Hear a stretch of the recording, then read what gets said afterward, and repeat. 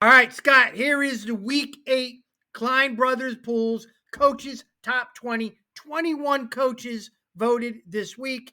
And the story of the week is North jumped over Red Bank Catholic by 1 point. So if you look to the right where it says the points, 409 to 408, it was 11 first place votes to 10.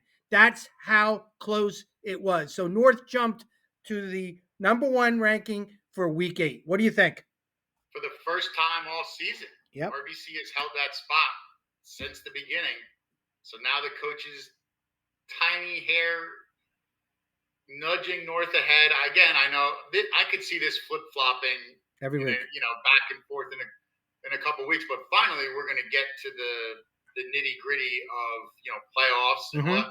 But one interesting thing though, this week, right? RBC plays Rumson, who is a common opponent of Toms River North. Ooh.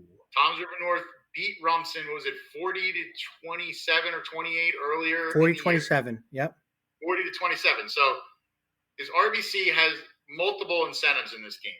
One, they're trying to lock down the outright American Division Championship for themselves. Two, it's their long time rival that's right up the road in Rumson from Red Bank. And three, are they going to try to prove a point with this whole, we're going to try to beat them worse than Toms River North did? They'll never say that, I don't think, but I think it's the type of thing when you look back at the end of the season, if these teams are barely separated, they have the same records, neither one won a state title or both of them won a state title. Yeah. They might look at a game like that as, an argument one way or the other of why that team should be number one.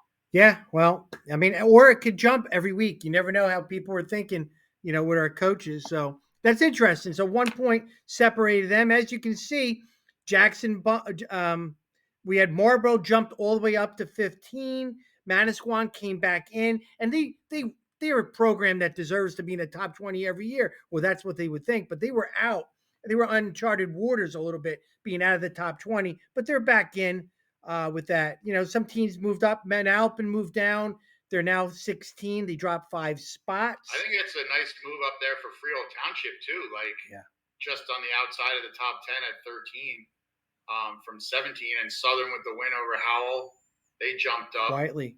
So you look at the top 10 for the most part, and it's pretty solidified. Coaches kind of see these teams. No real movement there. These are the teams that are starting to cement themselves a little bit into the top 10. So it'll be interesting to see if any of those teams outside of the top 10 can break in by the end of the season with big playoff wins or, something like that. So we'll see if this is kind of the ironclad top 10, we don't know the order it'll be in, or if any of those teams from just outside will break in. Some teams can get hot these next couple weeks. And when you're in the big stage, you know how people start looking at you differently, right? Plus, you got some games like Marlboro, Colts Neck this week. Marlboro coming off a huge, important win over Manalapan, and now has a shot to really shake things up and shock some people.